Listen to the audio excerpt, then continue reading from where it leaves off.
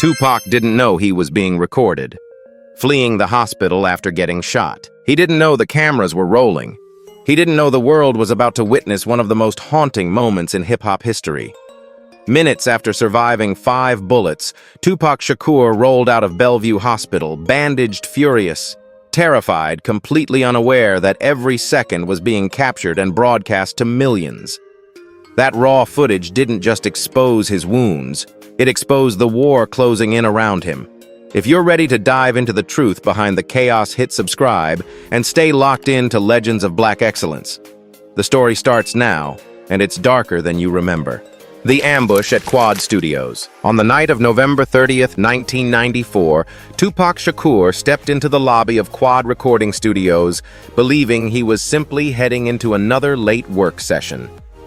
The building sat in a busy pocket of Midtown Manhattan, a place where artists often came and went without fear. As he approached the entrance, armed men moved in with calculated precision. In a matter of seconds, gunfire erupted, striking him 5 times before he could even process what was happening. The sudden violent assault caught him completely off guard and left him bleeding heavily on the studio floor. What should have been a routine visit instantly turned into one of the most controversial incidents in hip-hop history. Inside the facility, several industry figures were working upstairs, including Christopher Wallace and Sean Combs. Their presence in the same building at the exact moment of the attack quickly became the center of countless questions. Although both denied any prior knowledge of the ambush, the coincidence fueled speculation almost immediately. Shakur had arrived to collaborate with an artist known as Little Sean, whose manager, Jimmy Rosemond, had arranged the session. The circumstances of the meeting, combined with the fact that his assailants seemed to be waiting specifically for him, intensified the uncertainty surrounding the ambush. As paramedics rushed him to Bellevue Hospital, Tupac's mind spiraled through fear and disbelief. He didn't understand how the attackers knew he would be walking through that lobby at that exact moment. The entire setup felt too organized, too clean, too perfectly timed. Those thoughts became even louder when he learned who had been inside the building during the shooting. To him, the attack felt less like a random street crime and more like a message. The notion that someone he trusted or someone connected to his professional circle might have lured him into a trap became impossible for him to shake. Those suspicions would shape the hours that followed. After emergency treatment, he insisted on leaving the hospital almost immediately, convinced he remained unsafe, even under medical care. As he was wheeled toward the exit, cameras waiting outside captured a brief, haunting glimpse of his condition. He had no idea those lenses were recording him or that the footage would soon circulate across the country.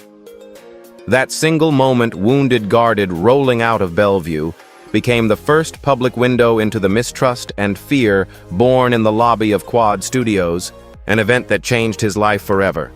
Rushed to Bellevue Hospital. Several hours after emergency surgeons worked to stabilize him, Tupac Shakur made a decision that stunned the medical staff surrounding his bed at Bellevue Hospital. Despite multiple gunshot wounds and warnings from physicians urging close observation, he demanded to be released. He had arrived in the hospital barely clinging to consciousness, but as the anesthesia faded and the shock settled, a different force took over fear. Not fear of pain, but fear of vulnerability. To him, remaining in a public trauma center meant remaining exposed. After roughly 3 hours of treatment, he insisted on leaving, driven by the belief that whoever targeted him might return at any moment. As orderlies prepared a wheelchair, the chaotic energy inside the hospital contrasted sharply with the calm coldness outside, where members of the press had already gathered after hearing reports of a high-profile shooting victim arriving overnight. The waiting journalists had no idea whether they would see anything. They simply held their positions near the entrance, cameras ready. They could not have predicted that the injured rapper would leave so soon, or that he would pass directly through their line of sight. The people inside Bellevue had no control over the growing crowd beyond the glass doors, and Tupac himself had no awareness of the lenses pointed toward them. When the doors slid open and the wheelchair emerged, the scene froze for a moment in time. The bandages around his head, the sling immobilizing his injured arm, and the exhaustion in his posture painted a portrait far different from his public image. His jaw tightened as flashes erupted and his eyes shifted sharply, scanning for danger. Confusion, anger, and disbelief overlapped on his face. He appeared torn between wanting to shield himself from prying eyes and needing to get as far from the hospital as possible. Every movement, every glance carried the weight of someone uncertain whom he could trust. Unbeknownst to him, the footage captured outside Bellevue would quickly become one of the defining clips of his life, raw, unfiltered, and painfully human. The cameras recorded not a performer, but a wounded man convinced that his survival depended on staying mobile. That silent exit revealed a mix of fear and determination that words couldn't express. He hadn't intended to create a public moment. He was simply trying to protect himself. Yet the images released afterward showed the world the emotional aftermath of the attack, the suspicion, the urgency, and the simmering fury that would fuel the next chapter of his story. Checking out against doctor's orders. Only hours after surviving the violent ambush in Manhattan, Tupac Shakur was forced into yet another battle, one that had begun a year earlier and now reached its most punishing moment. Still aching from fresh wounds and overwhelmed by shock, he appeared in a New York courtroom to hear the verdict in a high-profile assault case dating back to late 1993.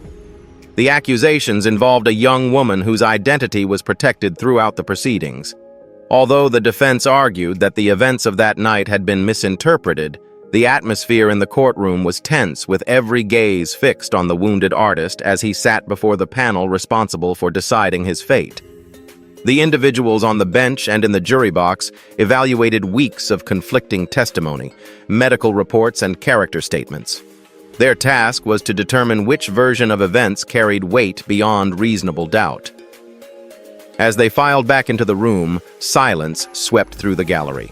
The foreperson delivered the conclusion guilty on 3 counts of sexual abuse while acquitting him of the most severe allegations. The decision stunned observers who had watched the rapper arrive with visible injuries from the prior night's shooting. To those present, the moment felt almost surreal, 2 life-altering crises unfolding within a single 24-hour window. For Tupac, the verdict amplified every fear already running through his mind. The legal struggle had exhausted him for months, draining time, focus, and trust. Now, paired with the trauma of the attack at the studio, the conviction pushed him toward an emotional breaking point. He questioned the fairness of a system he believed had misunderstood him from the beginning. His frustration, deepened by physical pain, created a sense of being cornered from all directions. The rapid succession of violence followed by judgment made him feel as though forces far larger than he could control were closing in. As he was escorted out of the courthouse, flashes from reporters' cameras illuminated his bandaged head, turning the day's events into national headlines. Behind the images, however, was a young man grappling with the overwhelming weight of public scrutiny, fear for his future, and anger at the circumstances that had converged so brutally.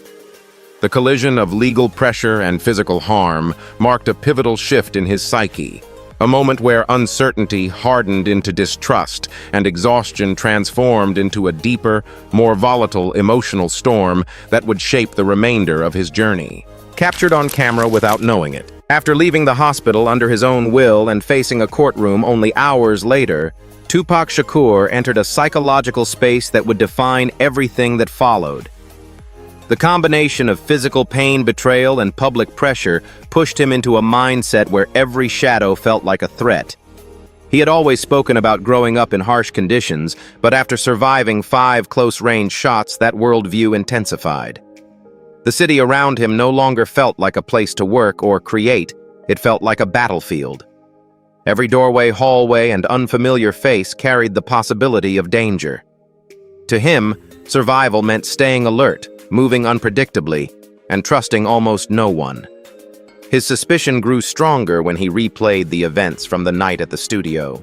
How did the attackers know exactly when he would arrive? Why did the ambush happen inside a building filled with music professionals? The presence of prominent East Coast artists upstairs made the timing feel too precise to ignore. Although no evidence proved wrongdoing, The coincidence sat like a weight on his chest. He began to view their proximity not as harmless circumstance, but as a signal that someone within the industry might have coordinated the attack. This belief took root quickly, tightening his guard and reshaping how he interpreted every interaction that followed. His distrust extended even to environments meant for healing. At Bellevue Hospital, the bright fluorescent lights and crowded hallways didn't calm him. They heightened his anxiety. He imagined unknown adversaries slipping through the doors disguised as visitors or hospital staff. To him, the medical center was not a sanctuary, but a vulnerable point in the open where anyone determined enough could finish what had started at the studio.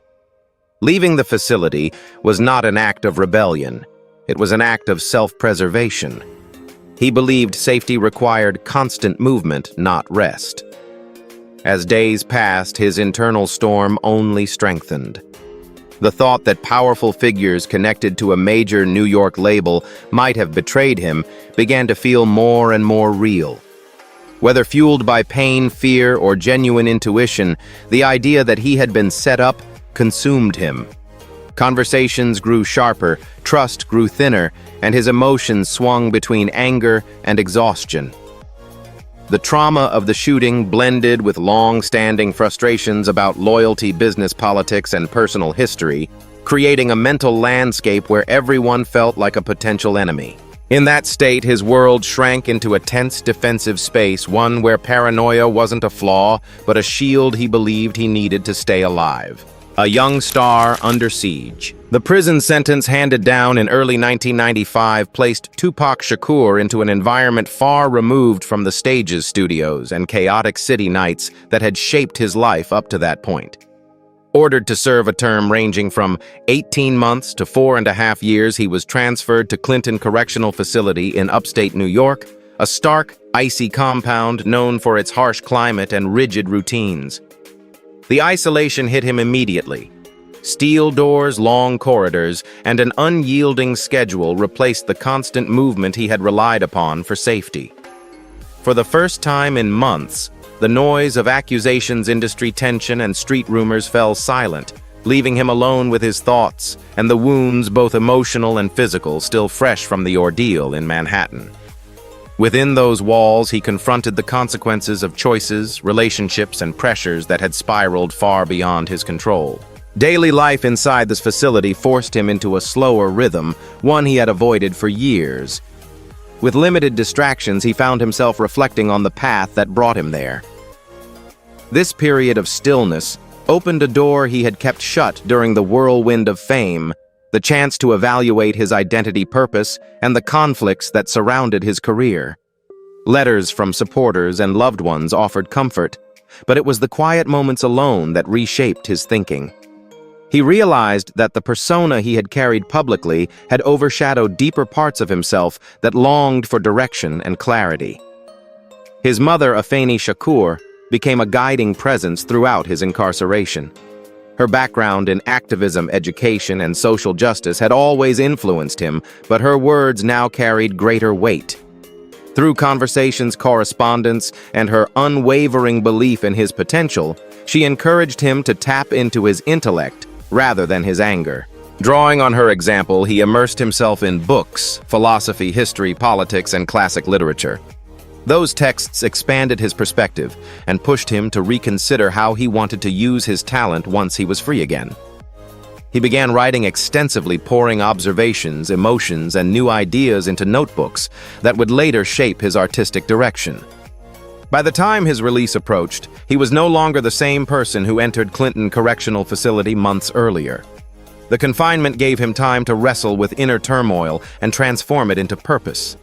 The intense reading, the constant writing, and the support of his mother helped him rebuild a sense of identity beyond the chaos that had surrounded him. Though the world outside still held uncertainty, he emerged with sharpened focus and renewed determination, prepared to return to music with a stronger voice and a deeper understanding of himself. Courtroom pressure and public scrutiny. The moment Suge Knight stepped forward with the offer to secure Tupac Shakur's release marked a dramatic turning point in the rapper's life. While Tupac remained behind the walls of Clinton Correctional Facility, the influential figure behind Death Row Records arranged to post a $1.4 million bond, a sum substantial enough to change any imprisoned man's future. In exchange, Tupac agreed to deliver multiple albums under the label's banner, a deal forged under urgency, ambition, and mutual need. When the paperwork was finalized and he walked out of the facility, he re-entered the world not just as a free man, but as the newest and most electrifying force within one of the most powerful music empires of the era. Stepping into Death Row's orbit introduced him to a world charged with intensity and loyalty, yet thick with tension. The company was known for its dominance in West Coast rap, fueled by a roster of bold personalities and star producers. The atmosphere inside the label's headquarters blended creativity with an undercurrent of rivalry and street politics. Tupac quickly recognized that joining this circle meant navigating a maze of alliances, expectations, and brewing conflicts. Dr. Dre's groundbreaking production shaped the label's sound, while Snoop Dogg's laid-back charisma had already pushed the brand into national stardom. Surrounded by these established names, Tupac felt both energized and challenged as he sought to carve out his own place in the hierarchy. Still carrying emotional scars from the assault in Manhattan and the trial that followed, Tupac entered Death Row with a deeper sense of urgency. The environment suited his mindset at the time, fast-paced, intense, and fueled by a desire to strike back at those he believed had wronged him. Within weeks of joining the team, he poured his frustrations, passion, and determination into the recording booth. The support he received there sharpened his focus, but it also tied him more closely to the label's existing feuds. As he built closer bonds with its artists, he became increasingly involved in the culture of confrontation that surrounded the company. As the East Coast-West Coast rivalry escalated across the industry, Tupac found himself thrust into the center of a storm. His signing added firepower to Death Row's public stance, and his own experiences intensified his loyalty to the label. He saw himself not just as an artist, but as a defender of his new team's reputation. Through interviews, music, and public appearances, he projected strength and fearlessness, amplifying the divide between the coasts. What began as a business agreement evolved into a symbolic partnership, one that propelled his career to new heights, while also pulling him into a dangerous cultural conflict that would shape the remaining months of his life. Paranoia, betrayal, and rising tensions. In the midst of his rising fame and mounting conflicts, Tupac Shakur's personal life carried its own complex layers of emotion, commitment, and strain. While incarcerated, he formed a deep connection with Keisha Morris, whose support became a rare source of stability during an otherwise turbulent chapter. Their conversations, visits, and letters offered comfort at a time when he felt isolated from the world. Their marriage, solemnized while he was still behind bars, symbolized a desire for grounding and effort to create something steady while his surroundings remained unpredictable. Yet the obligations and emotional toll of imprisonment made it difficult for the relationship to sustain itself once he returned to the outside world. After his release, Tupac found companionship with Khadida Jones, whose calm presence contrasted sharply with the chaos of his career. As the daughter of Quincy Jones, she came from a legacy of artistry and cultural influence, and their bond grew quickly. Her encouragement, private loyalty, and willingness to remain close even during public storms positioned her as one of the few people he allowed into his inner circle. Their time together provided moments of softness and relief, moments he rarely displayed publicly. But even this relationship operated under a cloud of uncertainty, as obligations with his label, legal matters, and ongoing feuds consumed the majority of his energy. Life outside the studio was far from peaceful. Financial commitments accumulated rapidly, from legal fees to personal expenses and the extravagant lifestyle expected of a major recording figure. Success brought wealth, but it also brought new responsibilities that required constant output. Beyond the fiscal pressures, the environment surrounding him was increasingly saturated with gang affiliations, neighborhood loyalties, and territorial rivalries. The expectation to maintain a strong exterior left him with little space to decompress or reset. Every day demanded vigilance, and every decision carried potential consequences. All of these factors, strained relationships, demanding finances, and the dangerous world orbiting death row, created an emotional weight that grew heavier as the months passed. Tupac often balanced affection with distance, ambition with exhaustion, and trust with doubt. His personal connections helped him cope, yet they also highlighted the contrast between the peace he longed for and the volatile reality he lived in. In quiet moments with Keisha or Khadija, he glimpsed the life he wished he could sustain. But the momentum of fame and the conflicts tied to his career kept pulling him back into a whirlwind he struggled to escape. From prison cell to death row deal, in the midst of his rising fame and mounting conflicts, Tupac Shakur's personal life carried its own complex layers of emotion, commitment, and strain. While incarcerated, he formed a deep connection with Keisha Morris, whose support became a rare source of stability during an otherwise turbulent chapter. Their conversations, visits, and letters offered comfort at a time when he felt isolated from the world. Their marriage, solemnized while he was still behind bars, symbolized a desire for grounding, an effort to create something steady while his surroundings remained unpredictable. Yet the obligations and emotional toll of imprisonment made it difficult for the relationship to sustain itself once he returned to the outside world. After his release, Tupac found companionship with Khadija Jones, whose calm presence contrasted sharply with the chaos of his career. As the daughter of Quincy Jones, she came from a legacy of artistry and cultural influence, and their bond grew quickly. Her encouragement, private loyalty, and willingness to remain close even during public storms positioned her as one of the few people he allowed into his inner circle. Their time together provided moments of softness and relief, moments he rarely displayed publicly. But even this relationship operated under a cloud of uncertainty, as obligations with his label, legal matters, and ongoing feuds consumed the majority of his energy. Life outside the studio was far from peaceful. Financial commitments accumulated rapidly, from legal fees to personal expenses and the extravagant lifestyle expected of a major recording figure. Success brought wealth, but it also brought new responsibilities that required constant output. Beyond the fiscal pressures, the environment surrounding him was increasingly saturated with gang affiliations, neighborhood loyalties, and territorial rivalries. The expectation to maintain a strong exterior left him with little space to decompress or reset. Every day demanded vigilance, and every decision carried potential consequences. All of these factors strained relationships, demanding finances, and the dangerous world orbiting death row created an emotional weight that grew heavier as the months passed. Tupac often balanced affection with distance, ambition with exhaustion, and trust with doubt. His personal connections helped him cope, yet they also highlighted the contrast between the peace he longed for and the volatile reality he lived in.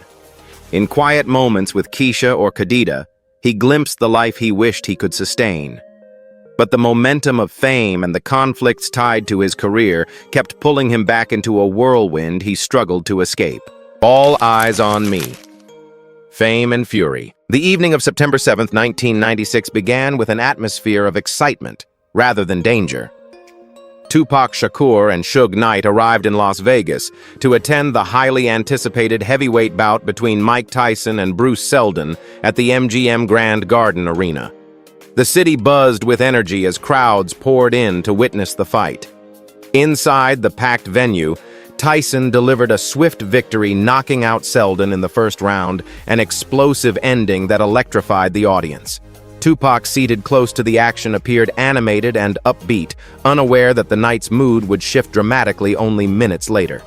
As the audience spilled out of the arena, the hallways of the MGM filled with cheering fans and security guards directing traffic.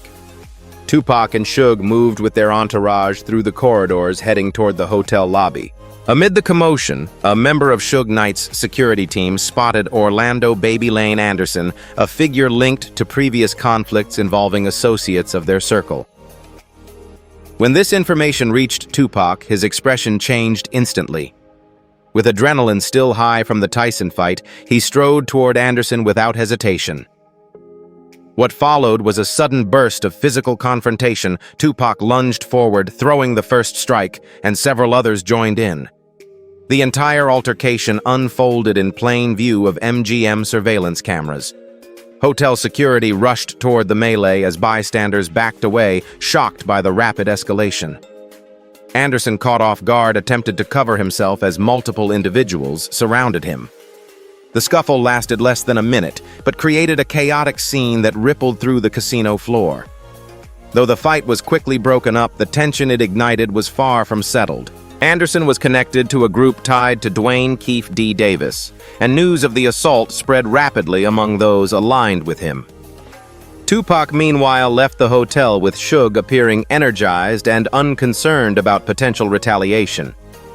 What the participants could not see in that moment was the chain reaction already in motion.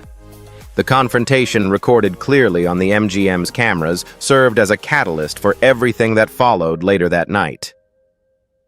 As Tupac and Suge headed toward their next destination, Anderson and individuals within his network stewed over the public humiliation. The feud, once simmering beneath the surface, had exploded into an unpredictable and dangerous situation. The brief encounter in the MGM lobby, born from impulse loyalty and unresolved tension, became the spark that set the stage for the tragic events still to come. Love, loyalty, and a dangerous circle. The ride toward Club 662 began with loud music, bright lights, and the lingering energy of the Tyson-Selden fight, still pulsing through Las Vegas Boulevard. Tupac Shakur sat in the passenger seat of a black BMW driven by Suge Knight, both of them unaware that the confrontation inside the MGM Grand minutes earlier had shifted the city's undercurrent into something far more ominous. Their vehicle moved in a loose caravan with other associates trailing behind, though traffic and crowds caused the group to drift apart. As they approached the intersection of Flamingo and Koval, the night air felt charged, yet neither man sensed the danger closing in on them. While Tupac and Suge navigated the busy strip, another car was searching for them with growing determination. Inside a white Cadillac, individuals linked to a street faction were seething after the earlier altercation. Orlando Anderson, still bruised from the unexpected attack in the casino, was believed by many investigators to be the one preparing to retaliate. Nearby sat others connected to his circle, and according to later statements, Dwayne Keefe D. Davis occupied a commanding role inside the vehicle. The men were hunting, watching for the distinctive BMW that had carried Tupac away from the MGM. When they finally located it, they pulled alongside and slowed their speed to match its pace. What followed occurred in a matter of seconds. The rear window of the Cadillac lowered and a burst of gunfire erupted from inside the car. The bullets tore into the passenger side where Tupac sat, striking his chest, arm, and hip. Suge Knight, though injured by fragments, attempted to accelerate and escape the barrage, but the sudden assault threw the car into chaos.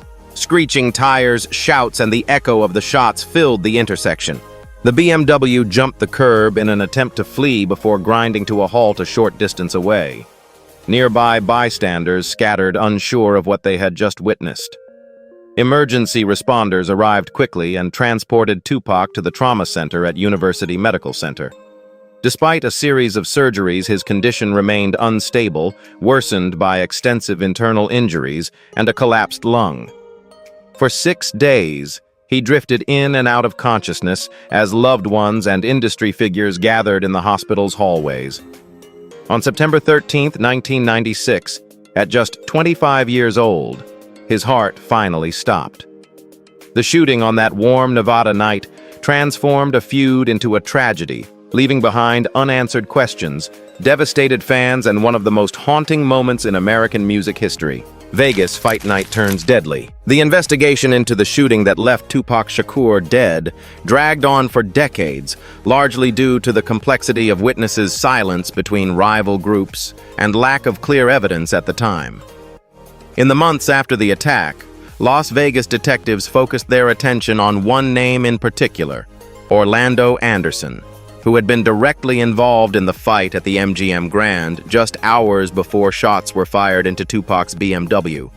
Despite repeated police interviews, Anderson always denied any involvement. But before investigators could get any further, he was killed in a shooting in Compton in 1998, leaving a key figure unaccounted for. The death's silence and fear of retaliation in the community kept the case cold. But years later, the veil of mystery began to lift when Dwayne Keefe D. Davis, a familiar figure in Southern California street gangs, emerged in interviews and published documents. In his testimony, he described in detail his presence in the Cadillac that fateful night, providing information previously unheard by the public. Keefe D. claimed to know exactly how the ambush unfolded and the roles of several individuals involved, including Orlando Anderson. These statements reignited public interest and put pressure on an investigation that had been criticized for its lack of progress. Keefe D.'s public statements were often dismissed as boastful or exaggerated over the years. However, the consistency of his statements in the press and in his memoirs led detectives to reassess the entire case file. Comparing his confessions with old documents, witness statements, and collected evidence revealed surprising concordances. With one of the main suspects dead, attention turned to the only living person who claimed to have been at the scene from inside the Cadillac. In 2023, nearly 3 decades after the shooting, the investigation finally reached a critical juncture. Las Vegas police issued an arrest warrant for Dwayne Davis, charging him with participating in the plot to kill Tupac Shakur. Although he did not pull the trigger, he was accused of directing and assisting the attack. This belated prosecution cannot erase the loss of 1996, but it marks the first time in 27 years that the justice system has formally brought charges in a case that left a deep mark on the history of American music and culture. 6 days between hope and tragedy. 6 months after the shooting that claimed Tupac Shakur's life, the hip-hop community was shaken once again by another devastating loss. Christopher "Biggie" Smalls Wallace had traveled to Los Angeles to attend industry gatherings and promote his new work. On the night of March 9, 1997, he left a crowded after-party at the Peterson Automotive Museum, surrounded by friends and security. The mood was upbeat as his SUV pulled away from the venue, but as the vehicle stopped at a red light, a dark Chevrolet Impala pulled alongside the passenger side window. Without warning, a gunman fired multiple shots into the cabin, striking Biggie and collapsing him instantly. He was rushed to Cedars-Sinai Medical Center, where doctors pronounced him dead shortly after arrival at the age of 24. His murder immediately drew comparisons to the killing of Tupac months earlier. The timing. The similar drive-by style and the existing tension between artists from opposing coasts fueled speculation that the two tragedies were somehow intertwined. Detectives interviewed numerous witnesses, but many refused to talk, citing fear or distrust of law enforcement. As rumors spread, theories multiplied, yet hard evidence remained frustratingly scarce. Investigators faced a maze of conflicting statements, gaps in surveillance footage, and an environment where silence was a survival tactic. The absence of clear leads caused the investigation to stall, deepening public frustration and adding to the sense of mystery surrounding both crimes. Tupac's legacy hovered over every discussion about Biggie's death. Although he was no longer alive to respond to unfolding events, the unresolved disputes, pointed lyrics, and heated commentary exchanged during their careers were frequently cited in public debates. Commentators and fans linked their stories together, often interpreting their deaths as two chapters of a larger narrative shaped by industry rivalry and personal misunderstandings. Documentaries, books, and television specials revisited their final months, repeatedly searching for connections and attempting to untangle what had gone so catastrophically wrong. Their intertwined fates became a symbol of how quickly artistic competition could morph into something far more dangerous. As years passed, both killings took on a mythic quality, transforming into the most persistent mysteries in modern music history. Neither case secured a conviction, leaving families without closure and the public without answers. Biggie and Tupac, once rising stars with limitless potential, became cautionary figures whose absence left a lasting void in the genre they helped shape. Their deaths underscored the consequences of an era marked by aggressive posturing, escalating tensions, and a culture that blurred the line between entertainment and real-world violence. Even decades later, the unanswered questions continue to echo, reminding new generations of the price paid when conflict overwhelms creativity. The footage that foretold the fall, from the harrowing ambush inside Quad Studios to the late-night gunfire on the Las Vegas Strip, Tupac Shakur's final years traced a path filled with artistic brilliance and escalating danger. Each milestone, whether triumphant or tragic, added weight to the tension surrounding him. The footage of him rolling out of Bellevue Hospital in a wheelchair, the courtroom battles that followed the intense output during his time with Death Row, and the confrontation on the night of the Tyson fight all formed pieces of a narrative that felt increasingly faded. When viewed together, these events don't unfold like isolated incidents.